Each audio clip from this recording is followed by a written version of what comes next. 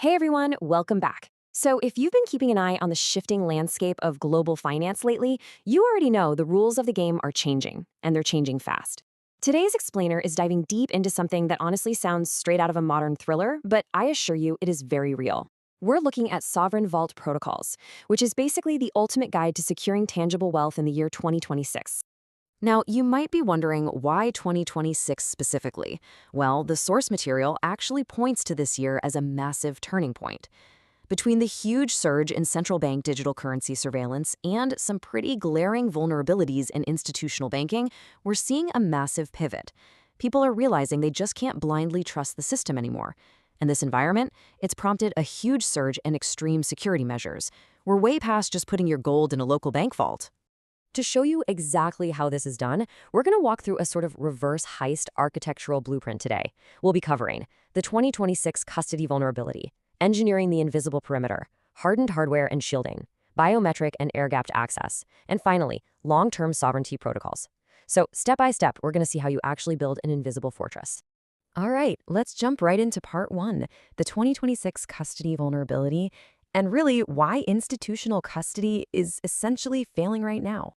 And this brilliantly illustrates a pretty stark reality from the text. Traditional safety deposit boxes, they are suddenly incredibly vulnerable.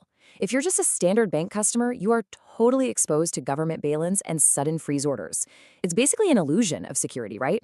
The alternative here is becoming what they call a sovereign custodian. This is a complete paradigm shift.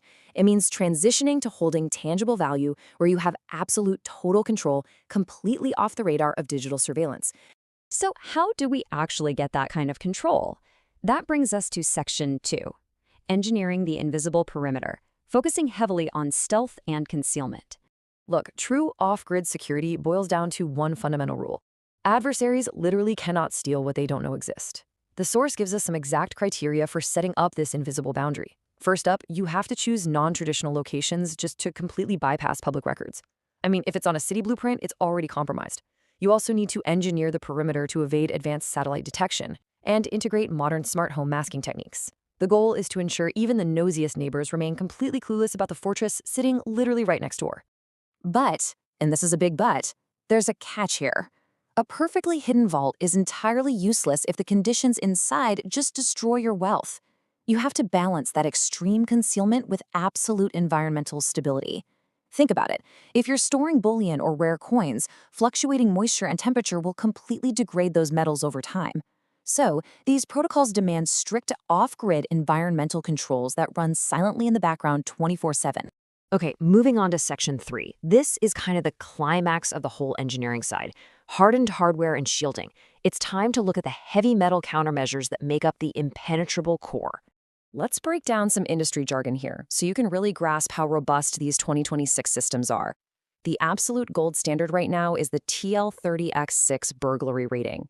This is definitely not your granddad's safe. It's a high-density classification guaranteeing resistance against highly sophisticated tools, think core drills and heavy-duty cutting torches, on all 6 sides for at least 30 minutes of continuous active attack. And honestly, sovereign custodians are using modular safes that actually exceed this rating. So what's actually under the hood of these units?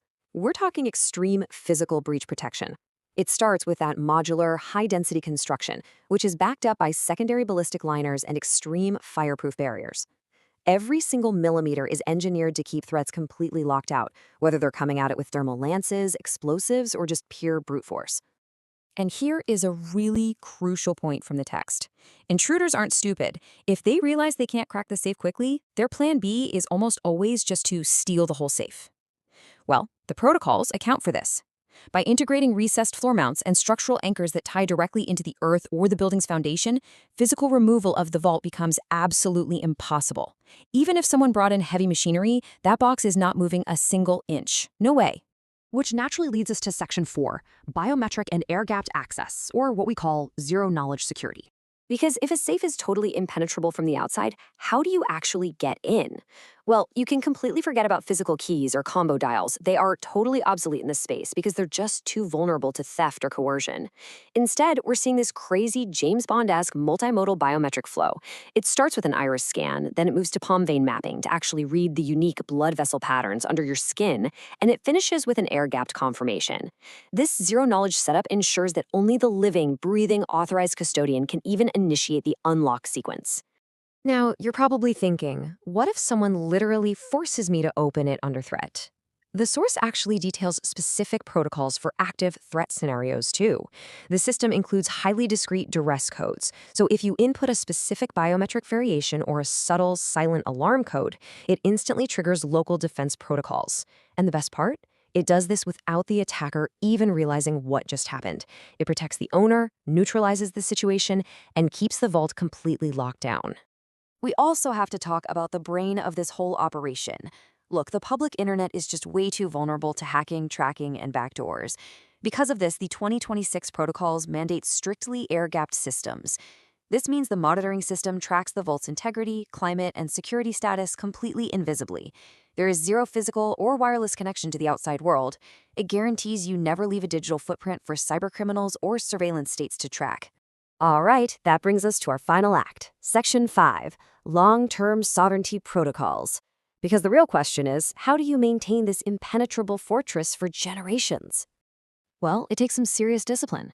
First off, you have to develop strict operational security, or OPSEC habits. Every single deposit and withdrawal has to be managed without leaving a digital footprint. No texts, no calendar invites, literally no digital records of your movements. Next, they set up succession plans that completely bypass third-party legal interference.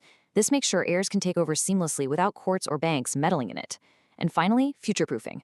The protocols demand specialized shielding to defeat rapidly evolving detection tools like advanced thermal imaging and sonar, ensuring the vault stays invisible decades down the line. And that brings us to the ultimate takeaway from all this source material. We've looked at the glaring vulnerabilities of institutions, the wild engineering behind invisible perimeters, the heavy metal hardware, and the intense OPSEC required to pull it all off. So I want to leave you with this final provocative question to reflect on. Are your tangible assets truly sovereign, or are you just relying on an illusion of security? Thanks so much for joining me on this explainer today.